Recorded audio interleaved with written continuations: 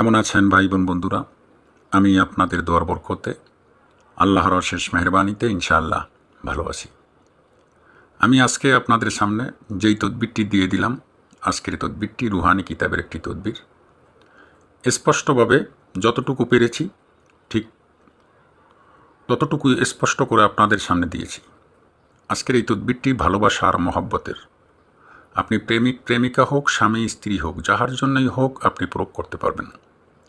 যাহারা বলেন অনেক কাজ করেছি উপকার পাই না, এই সমস্ত কাজ হয় না, আমি তাহাদের উদ্দেশ্যে বলি, আমি যেই নিয়মগুলো বলে দেব আপনারা ঠিক সেই নিয়ম মতো কাজটি করে দেখেন। যাহার জন্য আপনি করবেন সে আপনার কাছে পাগল হয়ে হাজির হবে। চিরজীবনের জন্য সে আপনাকে কোনো দিন, যতদিন দুনিয়ার জমিনে বেঁচে আছে, আপনাকে বলতে পারবে না। আমি যেই নিয়মগুলো আপনাদেরকে বলে দেব সেই নিয়ম মতো কাজ করবেন। আমি নিয়মগুলো আপনাদেরকে বলে দিতেছি, সঠিকভাবে কাজ করবেন। তাহার পরে আমাকে বলবেন যে আমি কাজ করেছি, উপকার পাই নাই বা কাজে কার্যকরী হয় নাই। আপনারা এই তাবিজটি উজু করে পাক পবিত্র অবস্থায় লিখবেন, সাদা কাগজের উপরে জাফরানের কালি দ্বারা। কোন সময় লিখবেন আমি বলে দিই। যদি আপনারা শুক্রবার দিনগত রাত্রে করেন, ওটাকে শনিবার রাত্র বলা হয়। শনিবার রাত্রে করেন তাহলে সন্ধ্যা 7টার সময় আপনি 7টা থেকে 8টার ভিতরে তাবিজটি লিখবেন। যদি আপনি শনিবার দিন লেখেন তাহলে বেলা 2টার সময় লিখবেন। যদি শনিবার দিনগত রাতে লিখেন তাহলে রাত্র 4টার সময় লিখবেন, 4টা থেকে 5টার ভিতরে। যদি আপনি রবিবার দিনে লেখেন সকাল 8টায় লিখবেন। যদি রবিবার দিনগত রাত্রে লিখেন রাত্র 1টা থেকে 2টার ভিতরে লিখবেন।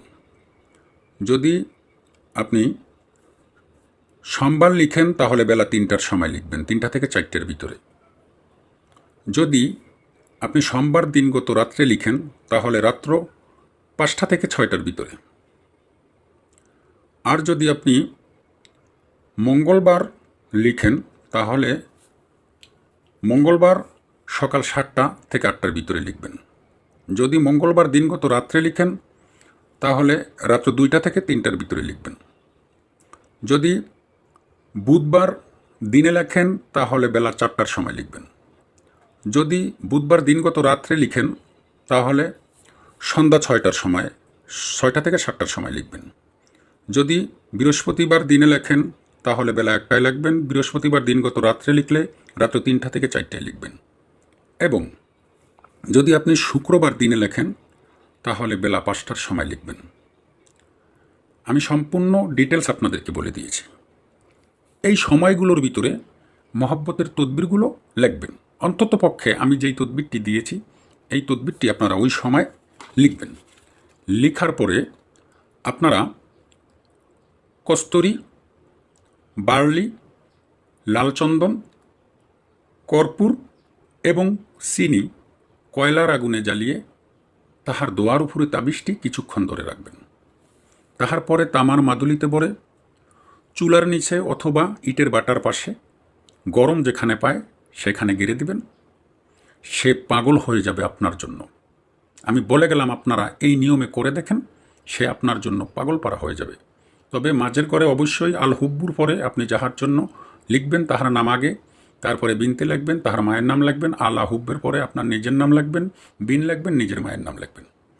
লেখার পরে আপনি মাদুলিতে ভরে মন দ্বারা মুখ বন্ধ করে অথবা পবিত্র মাটি দ্বারা মুখ বন্ধ করে চুলার পাশে গেড়ে দিবেন, চুলার নিচে গেড়ে দিবেন, গরম জায়গায় গেড়ে দিবেন। সে আপনার জন্য পাগল হয়ে যাবে। আপনারা ভালো থাকবেন, সুস্থ থাকবেন। আল্লাহ হাফেজ।